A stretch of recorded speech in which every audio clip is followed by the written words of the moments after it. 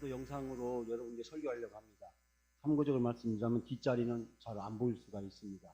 앞으로 나오시면 잘 보일 수가 있는데 글자가 작은 글자가 있기 때문에 어쩔 수 없이 불가피하게 뒤에는 잘 안 보일 수가 있다는 걸 말씀드리고, 우리 영상 화면이 표준 기업보다 좀 좁기 때문에 우리가 그냥 큰 글자만 볼 때는 아무 문제가 없는데 좀 그런 거 있다는 걸 말씀드립니다. 오늘 제가 에스겔서 30장 여러분 잘 알고 있는 이 말씀을 가지고 우리 영광의 미래 그 환상을 보다라는 제목으로 말씀을 전하고자 합니다. 1986년도 제가 처음 교육전사를 시작했을 때 제가 그때 이 대학부를 맡아서 지도하고 있었는데 그 대학부 인동교회 대학부 교육전사 시절입니다.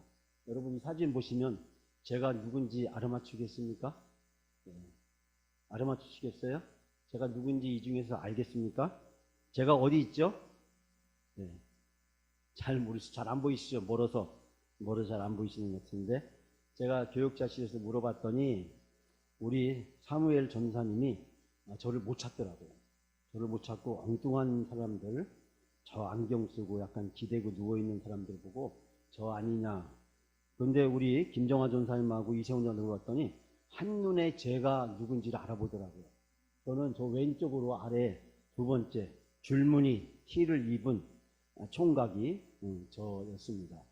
아마 이 청년들 중에서 가장 준수하고 잘생긴 청년이 저였지 않았나라는 생각이 드는 정도인데, 제가 그때 27살 나이에 인동교회에서 처음으로 교육전사를 시작을 했을 때, 신학교 3학년 때 제가 사진입니다. 영동의 천태산이라는 곳에 가서 청년들과 같이 함께 야외를 갔다가 찍었습니다.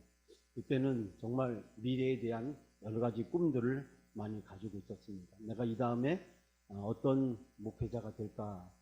저희 가장 큰 꿈은 선교사였습니다. 왜냐하면 제가 CCC에서 신학교를 가야겠다라고 부름받은 것이 1980년 여의도 광장에서 나는 찾았네 세계 복음화 대성회를 했는데, 그때 여의도 광장에서 8월 14일 날 밤에 집회 때 김중곤 CC 총재 목사님이 뭐라고 말씀하셨냐면, 하나님이 세계 선교회에서 부르신다.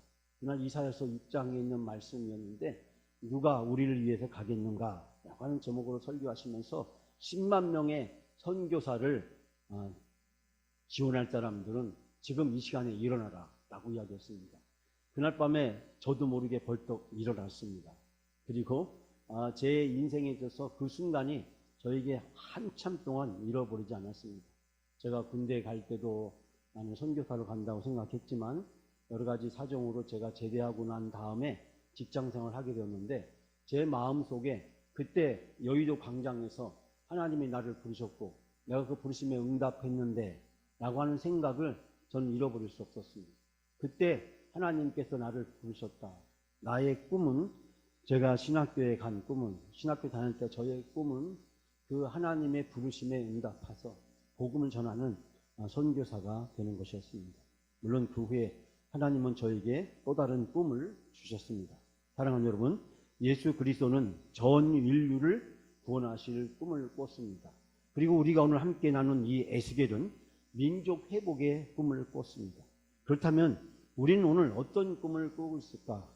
꿈은 뭐 10대나 20대 때나 아니면 어렸을 때 꾸는 거지, 내 나이가 지금 50, 60, 70인데 무슨 꿈이냐라고 생각할지 모르겠습니다. 그렇지만은 하나님께서는 성경에 보면은 연령과 상관없이, 장소와 상관없이, 대상과 상관없이, 남녀노소 불구하고 하나님은 꿈을 주시고 하나님은 부르시고 하나님은 사용하셨습니다. 한 번은 제가 신학교에서 어느 대학교에 은퇴를 앞둔 교수님이 공부를 하겠다라고 왔습니다. 모든 교수들이 다 반대를 했습니다. 그래서 그분을 떨어뜨렸어요. 왜? 아니 65세가 돼가지고 대학 교수까지 하신 분이 이 신학교에 와서 뭘 하겠느냐. 젊은 사람들한테 양보해야지. 떨어뜨렸어요. 그 다음에 또 오셨습니다. 왜 또 왔냐라고 물었더니 그분이 하시는 말씀이 나를 합격시켜 줄 때까지 오겠다. 그래가지고 그 다음에 그분을 합격을 시켰습니다. 그분의 이야기인즉슨 내가 지금까지 나를 위해서 살았는데 이제 내가 온전히 뭔가 하나님을 위해서 살 수 있는 인생의 전환점이 나에게 필요하다. 지금까지 나는 내 가족을 먹여 살리고 내 자신을 먹고 살기 위해서 지금까지 65년 동안 살아왔다. 나의 인생의 보고서는 하나님 앞에 내놓을 수가 없이 부끄럽다. 이제 나는 나의 남은 생애를 하나님을 위해서 내가 무엇을 할지 모르겠지만 그러나 몇 년 동안 신학을 공부해서 하나님이 원하시는 대로 내가 쓰임받기를 원한다. 내가 목회를 하겠다는 얘기는 아니다. 그러나 하나님이 나를 필요하다면, 나를 쓰실 때가 있다면 내가 쓰이고 싶다. 여러분, 어느 작자 미상의 한 사람은 이런 얘기했어요. 사소한 계획은 아예 세우지도 마라. 그것은 사람의 영혼을 자극할 만한 힘이 없기 때문이다. 여러분의 영혼을 자극할 만한 힘은 무엇일까요? 오늘 에스겔을 자극했던 그 힘은 도대체 무엇이었을까요? 오늘 한국교회 현주소를 볼 때마다 사람들은 골든타임이란 말을 많이 사용합니다. 지난 10년 동안 이 골든타임이란 말을 많이 사용했어요. 즉 2010년에 넘어가면서부터 한국교회는 지속적인 감소를 하게 되었습니다. 교회 쇠퇴시대라고 하는, 종교 쇠퇴시대라고 하는 새로운 국면을 맞이하게 되면서 이 교회가 처해져 있는, 종교가 처해져 있는 위기가 골든타임이라는 것입니다. 모든 종교가 감소하기 시작했고 기독교도 감소하기 시작한 시점이 바로 2010년부터 시작되었기 때문에 그로부터 골든타임이 시작됐다. 생사를 오가는 환자의 목숨을 다투는 시간, 그래서 우리는 골든타임이라고 하는데 바로 종교가, 교회가 골든타임에 처해 있다. 우리 교회는 지금 골든타임에 서 있는 것이 아닌가? 내 인생은 지금 골든타임에 서 있는 것이 아닌가? 우리는 우리 자신들을 생각해 보게 됩니다. 저는 오늘 본문의 말씀 여러분이 잘 알고 있지만 잠깐 한번 살펴보기를 원합니다. 잘 보이실지 모르겠지만 우리가 집에 북왕국은 721년에 아수라나트 멸망을 당했죠. 남왕국 이란은 586년에 바벨론 나라에게 멸망을 당했습니다. 그리고 바벨론 포로를 70년 동안 보내게 됩니다. 이 바벨론 포로를 70년을 보내다가 1차 고레스 칙령과 2차 고레스 칙령에 의해서 예루살렘 귀환이 이루어지게 됩니다. 물론 예루살렘 귀환은 우리가 잘 알다시피 스룹바벨에 의한 귀환, 에스라, 느헤미야 여러 차례 귀환이 이루어진 것으로 알려져 있습니다. 이런 고레스의 칙령으로 귀환된 예루살렘 이스라엘 백성들은 예루살렘 성전과 성벽을 재건하는 일을 하게 됩니다. 그리고 이제 옛날 다윗 시대의, 솔로몬 시대의 그 성전은 아니지만 그러나 예루살렘 성전을 재건하고 성벽을 재건해서 하나님 앞에 다시 또 다른 스룹바벨 성전 시대를 열어가게 되었습니다. 우리 아시피 성전은 처음에 솔로몬 성전이 있었고 그 다음에 스룹바벨 성전이 있었고 후에 헤로데 성전이 있었던 것을 우리는 알 수 있게 됩니다. 이처럼 3차 성전을 건축하는 기회에서 2차로 성전을 지었던 스룹바벨 성전에 의해서 이제 하나님의 비전과 약속이 성취되는 것을 맛보게 됩니다. 우리 아시피 또 제가 여러분에게 몇 차례 말씀드렸듯이 이스라엘 민족은 크게 두 번의 위기가 있었습니다. 첫 번째는 애굽에서 노예 생활이고 두 번째는 바벨론의 포로 생활입니다. 이 위기는 이스라엘 민족에게 어떠한 기회를 제공해 주었을까요? 제가 몇 차례 말씀드렸기 때문에 여러분 충분히 상상할 수 있으리라고 생각합니다. 첫 번째는 애굽에서의 400년, 그 400년은 새로운 민족을 탄생하는 계기가 되었습니다. 여러분 애굽에서 노예 생활할 때 이스라엘 민족은 감히 민족이라고 할 수 없을 정도로 그들은 노예로서 별보이롭고 하찮은 한 집안과 부족으로 존재해만 했습니다. 그러나 출애굽을 통해서 모세의 인도를 받은 이스라엘 백성들은 하나님께 율법을 받고 그리고 성막을 짓게 되고 그리고 5대 제사와 7대 절기들을 통해서 이제 하나님의 백성으로 새로운 출발을 하게 됩니다. 여러분 애굽에서 출애굽이 없었더라면 400년 동안 노예 생활이 없었더라면 이스라엘 민족은 탄생하지 못하고 고대 근동에 수없이 많은 한 작은 부족으로 존재했다가 역사 속에서 사라져 버렸을 것입니다. 즉 애굽에서 400년 노예 생활은 이스라엘 민족이 탄생하는 위대한 전환점이 되었다라는 것입니다. 또 하나는 바벨론 포로가 만약에 없었더라면 어떻게 되었을까? 아마 예루살렘 성전에서 제사를 드리고, 그리고 예루살렘 인근에서 작은 유다 민족으로 그들은 살았을 것입니다. 그렇지만 이 바벨론 포로 기간 동안에는 이제는 포로 이전과 전혀 다른 상황을 그들이 맞이하게 되었습니다. 즉 성전이 아니라 이제는 회당에서 제사가 아니라 예배로, 제물이 아니라 말씀으로, 제사장이 아니라 서기관과 랍비로 어떤 제사 의식을 하는 그런 종교가 아니라 이제는 책으로 하나님 말씀을 배우고 가르치는 그런 교육 공동체로 새롭게 변화하게 된 것입니다.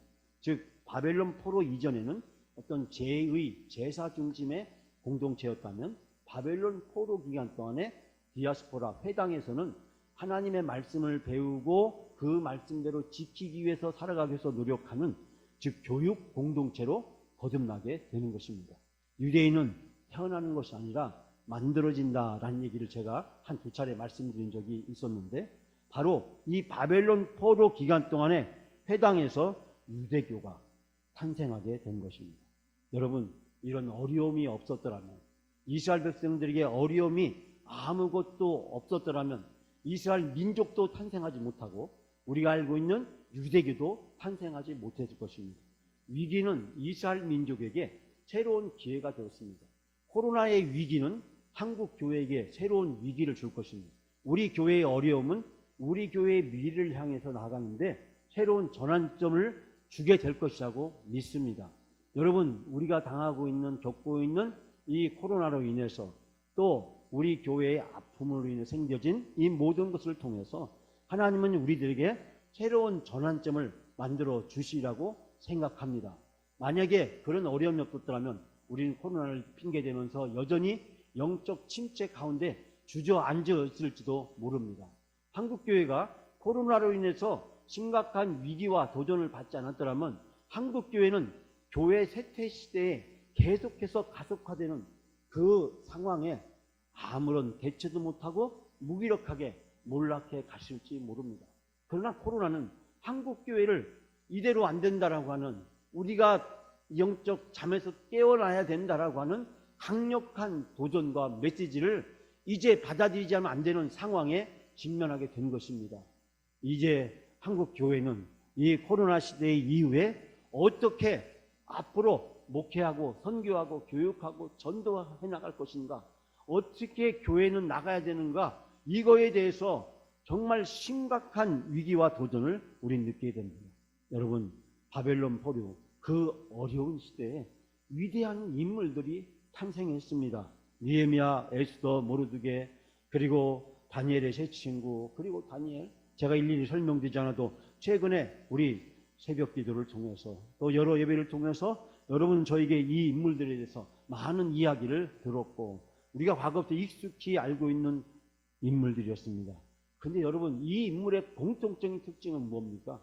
바벨론 포로 기간 동안에 가장 어렵고 힘들 때 나라는 망하고 성전은 파괴되고 먼 나라로 포로로 붙잡혀 갔을 때 가장 큰 위기에 직면했을 때 회당에서 하나님의 말씀을 배우고 기도를 시간을 정해서 습관적으로 기도하는 그 새로운 종교, 즉 유대교라고 하는 그 새로운 종교의 패러다임에서 이런 위대한 인물들이 탄생했다라고 하는 것입니다. 즉 왕정시대에 이러한 인물이 탄생한 것이 아닙니다. 솔로몬 시대에 이러한 인물이 탄생한 것이 아닙니다.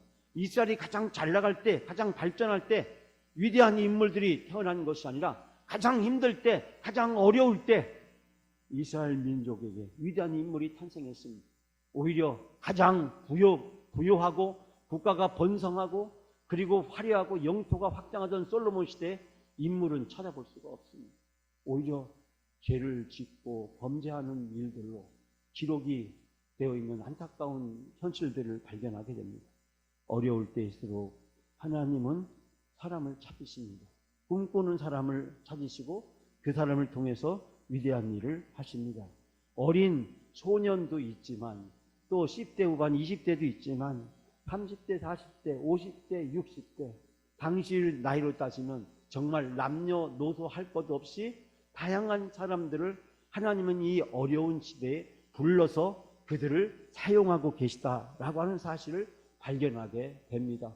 어려울 때일수록 하나님은 하나님의 꿈과 비전을 위해서 헌신할 수 있는 일꾼을 찾으십니다.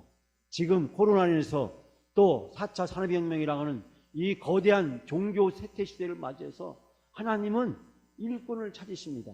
하나님의 일을 할 수 있는, 하나님의 꿈을, 비전을 실현시킬 수 있는 그런 하나님의 일꾼을 찾으십니다. 여러분, 에스겔서는 무엇을 얘기하고 있습니까? 에스겔은 큰 충격적인 상황을 두 가지를 접하게 됩니다. 첫 번째는 포로 상황입니다. 자세하게 설명할 수는 없지만은 여러 차례에 걸쳐서 예루살렘은 침공을 당했고 여러 차례에 걸쳐서 많은 사람이 포로로 붙잡혀가게 됩니다. 605년, 597년, 586년 세 차례에 걸쳐서 이 바벨론에 의해서 예루살렘은 침략을 당하고 그리고 많은 사람들이 포로로 붙잡혀 갔습니다. 이 포로 상황 그리고 예루살렘이 철저히 파괴된 이 상황, 에레미야 해가를 제가 가끔 언급합니다만 그 예루살렘이 얼마나 처참하게 파괴됐는지, 바로 그때 이 바벨론 포로 시대에 하나님은 에스겔이라고 하는 한 사람을 주목하고 그 사람을 찾으십니다. 이 에스겔은 우리가 다시피 이 제사장 사독의 후손입니다. 597년 제2차 바벨론의 공격에 의해서 그가 포로로 붙잡혀간 제사장 신분, 제사장 가문에서 태어난 그런 사람이었다는 것을 알 수 있게 됩니다. 이 바벨론 포로로 이 붙잡혀 갔을 때 약 25세에 그는 그들과 함께 데라빕이라고 하는 곳에서 5년 동안 운하 건설의 노동자로 강제 노동을 하게 됩니다. 그리고 10년 동안 이 포로 생활 중에 예루살렘의 멸망을 듣게 되었습니다. 그러니까 예루살렘이 멸망해서 포로로 붙잡혀간 것이 아니라 그가 597년에 포로로 붙잡혀 간 것으로 추정되기 때문에 약 15년 동안 15년 후에 예루살렘이 멸망을 했다고 하는 소식을 듣게 되면서 바로 하나님의 부르심을 30세 전후에 그발 강가에서 하늘의 문이 열리는 묵시를 경험함으로써 그가 예언자로서 이 부르심을 받게 되었습니다. 그때 그가 받았던 환상은 우리가 잘 알 수 있다시피 네 생물과 네 바퀴, 폭풍과 큰 구름, 숯불과 횃불, 제가 자세히 설명하지는 않겠습니다만 이 그발강가에서 하나님이 이 에스겔에게 환상을 보여주시고 그 환상을 통해서 이제 이스라엘 백성들을 위해서 일할 수 있는 하나님의 사람으로 에스겔을 소명한 것을 알 수 있게 됩니다. 사람이 쉽게 설명할 수 없는 놀라운 방법으로 하나님은 이 에스겔에게 환상을 보여주셨고 그 환상을 통해서 하나님이 그를 불러주셨습니다. 에스겔서는 우리들에게 세 가지 중요한 질문을 던지고 있습니다. 첫 번째는 하나님의 백성이 이방 민족에게 왜 멸망을 당하게 되었는가? 왜 하나님의 백성은 이방 민족에게 멸망을 당하였는가? 두 번째는 바벨론 포로로 붙잡혀 간 그 이스라엘 백성들이 더 이상 우리에게 소망은 없는가? 나라도 망하고 성전도 파괴되고 우리는 먼 나라에 포로로 붙잡혀 왔기 때문에 우리에게는 소망이 더 없는가? 세 번째는 하나님께서 과연 우리와 함께 하시는가? 예루살렘의 멸망에 대한 소식을 듣고 그는 하나님께서 과연 우리와 함께 하시는가? 우리가 왜 이런 일을 당했는가? 우리에게 소망은 없는가? 하나님이 과연 우리와 함께 하시는가? 라고 하는 그런 질문에 문제에 부닥치고 그런 문제에 대한 해답을 던져주고 있습니다. 오늘 에스겔을 통해서 주시는 말씀은 특별히 그런 이스라엘 백성들의 상황에 대한 하나님의 대답을 우리에게 가르쳐주고 있습니다. 특별히 이 에스겔 37장, 48장 그리고 47장에 보면 각각 환상을 우리에게 얘기해주고 있는데 37장은 마른 뼈들이 살아나는 환상을 보여주고 있고 또 48장에 보면은 회복된 이스라엘과 새 성전에 대한 종말론적인 비전을 제시해주고 있고 47장은 성전에서 흘러나오는 강물에 대한 이야기를 통해서 하나님은 메시아 왕국의 회복의 그림을 보여주고 계십니다. 즉 하나님은 이스라엘 백성을 바벨론에 내버려 두지 아니하시고 반드시 부르셔서 그들을 회복시키겠다라고 하는 약속을 하고 있습니다. 우리가 오늘 함께 봉독한 37장 말씀, 긴 말씀이었습니다만 마른 뼈와 두 막대기의 환상, 여러분이 잘 알고 계시는 말씀의 내용입니다. 저는 이 말씀을 자세하게 설명하지는 않겠습니다. 그러나 이 환상을 통해서 하나님은 무엇을 말씀하려고 하셨을까요?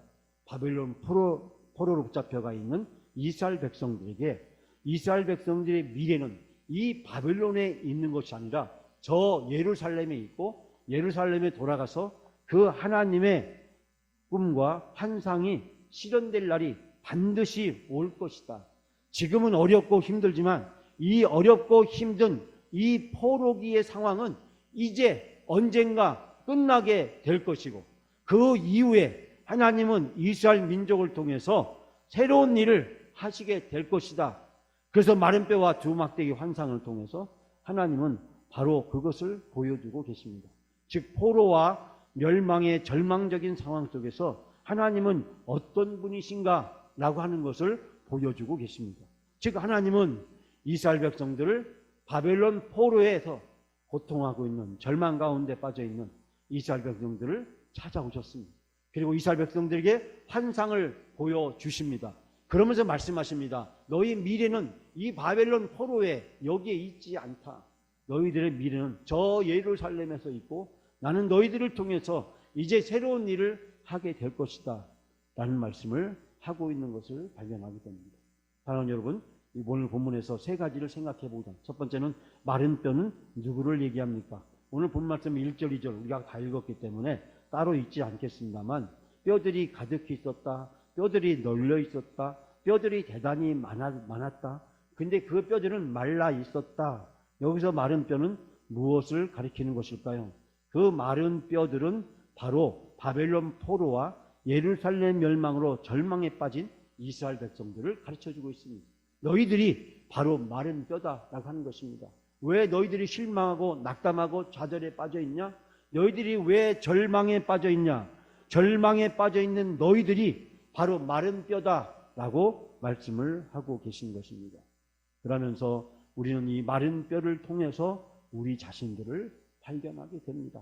세속화로 인해서 본질을 상실한 한국교회의 연약하고 나약한 모습들을 통해서 때로는 우리 자신이 기독교인이고 하나님의 백성임을 때로는 망각한 채 열등감과 무기력감에 빠져있는 우리 자신들의 모습을 우리가 스스로 느끼고 있다는 바로 우리가 마른 뼈라고 하는 우리들의 자화상임을 발견하게 됩니다. 두 번째로는 오늘 그 에스겔 선지자에게 하나님은 뭐라고 말씀하십니까?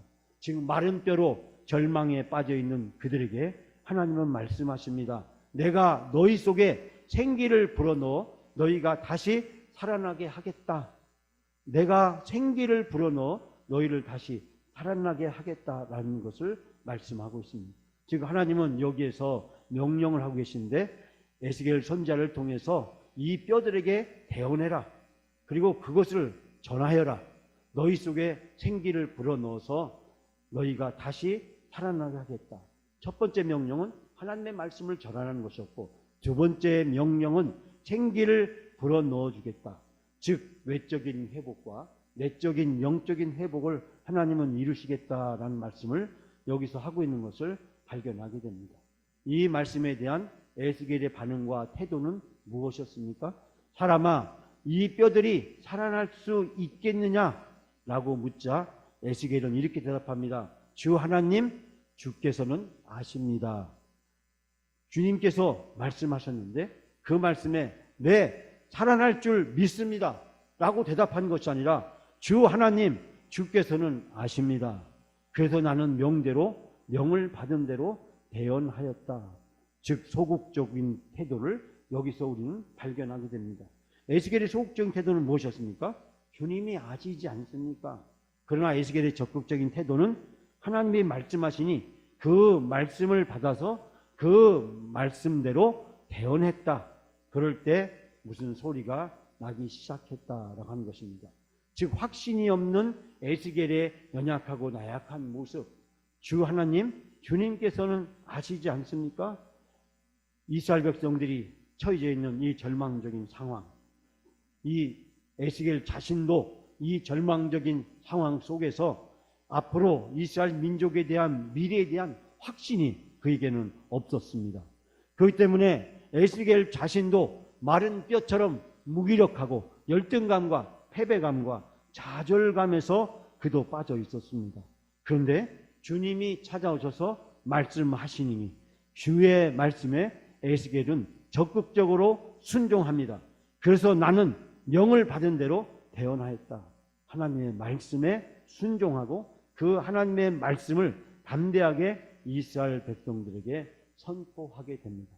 결론적으로 저는 오늘 마른뼈에서 우리가 에스겔처럼 환상을 보려면 우리가 어떠한 삶을 살아야 되는가, 전 세 가지를 여러분에게 말씀드리려고 합니다. 첫 번째는 우리가 우리 자신을 인정해야 됩니다. 우리가 마른 뼈라는 것을 인정해야 됩니다. 오늘 뼈들이란 단어가 10번 이상 등장합니다. 이 마른 뼈는 이스라엘 백성인 동시에 우리 자신의 모습입니다. 때로는 무기력하고 나약하고 작은 것에 넘어지고 자빠지고, 그리고 작은 것에 두려워하고 겁을 먹고 하나님의 부르심과 이 하나님의 사명을 온전히 감당하지 못하는 우리 자신들의 모습을 발견하게 됩니다. 에스겔은 자기 자신을 인정했습니다. 즉 에스겔은 여기에서 내가 마른 뼈입니다. 내가 부족한 자입니다. 내가 연약한 자입니다. 내가 나약한 자입니다. 주님, 내가 주님 앞에 이렇게 보잘것없는 마른 뼈와 같은 자입니다. 에스겔은 자기 자신을 하나님 앞에서 인정하게 되었습니다. 두 번째로 에스겔은 하나님의 주권을 고백하게 되었습니다.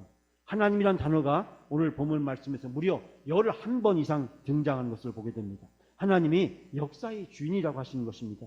그러므로 그 하나님의 주인 되심을 인정하게 된 이 에스겔은 담대하게 이제 하나님의 말씀을 선포하게 됩니다. 하나님이 나의 주인이십니다. 하나님이 역사의 주인이십니다. 하나님이 우리 교회의 주인이십니다. 하나님이 이 시대의 주인이십니다. 하나님이 주인이심을 고백하게 될 때 마른 뼈였던 우리 자신들이 새로운 소망과 하나님의 비전을 발견하게 되는 것입니다. 마지막으로 에스겔은 성령이 충만한 놀라운 은혜를 받게 되었습니다. 오늘 본문에서 영이란 단어가 무려 10번 이상 등장하고 있습니다. 영이 임하니까, 성령이 임하니까 마른 뼈가 살이 돋고 죽었던 마른 뼈에서 생명이 다시 시작된 놀라운 사건을 우리에게 이야기해 주고 있습니다. 성령 충만함으로 하나님의 사명을 감당할 수 있게 되는 줄 믿습니다. 마른 뼈 같은 내가 하나님의 주권을 인정하고 성령의 충만함을 받게 되면 하나님께서는 우리를 통해서 하나님의 꿈을, 하나님의 계획을, 하나님의 일을 이루어 가시는 줄 믿습니다. 남녀노소가 중요한 게 아니라, 내 상황과 조건이 아니라 하나님은 나를 통해서 일하기를 원하시고, 마른 뼈 같은 나라고 할지라도 그런 부족하고 연약하고 나약한 나를 통해서 하나님은 하나님의 주인 되심을 온전히 우리가 인정하기만 하면, 우리가 성령의 충만함을 받기만 하면 하나님은 우리를 통해서 놀라운 일을 이루어 주실 줄 믿습니다. 사랑하는 영광 가족 여러분, 마른 뼈와 같은 우리 자신들의 모습을 보고 절망하지 맙시다. 성령을 받읍시다. 영광의 미래, 우리 교회의 미래에 대한 환상을 보여달라고 하나님 앞에 기도합시다. 기도하면 하나님이 우리 교회의 미래, 우리 교회의 환상을 보여주실 줄 믿습니다. 내 인생의 미래, 내 인생의 환상을 하나님이 보여주실 줄 믿습니다. 기도하기만 하면, 성령 충만을 받으면 하나님은 우리가 보지 못하는 것들을 보게 해주시고 알지 못하는 것들을 알게 해주실 줄 믿습니다. 오늘 말씀에 극히 큰 군대다. 내 백성들아, 내가 너희 무덤을 열고 너희로 거기에서 나오게 하고 이스라엘 땅으로 돌아가게 하리라. 내 백성아, 내가 너희 무덤을 열고 너희를 거기에서 나오게 한즉 너희는 내가 여호와인 줄 알리라. 내 영을 너희 속에 두어 너희가 살아나게 하고 너희를 너희 고국 땅에 두리니. 여러분, 이스라엘 백성들이 하나님께 기도해서 성령을 받게 되었을 때 이스라엘 백성들이 하나님이 바벨론 포로가 아니라 저 예루살렘에 이스라엘 백성들을 다시 인도해 주시고 귀환하게 해 주시고 포로로부터 풀어 주시고 저 가나안 땅에서 하나님의 새로운 계획, 하나님이 이스라엘 백성들을 향한 놀라운 미래를 펼쳐 주시는 것을 바로 에스겔에게 보여주셨습니다. 우리가 기도하면 하나님은 우리의 미래를 보여주십니다. 우리 교회의 미래를 보여주십니다. 하나님은 우리 교회를 통해서 일하기를 원하시고 하나님의 계획을 성취하기를 원하십니다. 그 일에 하나님은 여러분과 저를 동역자로 부르셨습니다. 하나님은 우리를 통해서 그 일을 하기를 원하십니다. 영광가족 여러분, 에스겔의 환상, 우리 영광교회의 미래의 환상을 보는 여러분이 다 되시기를 주님의 이름으로 축원합니다.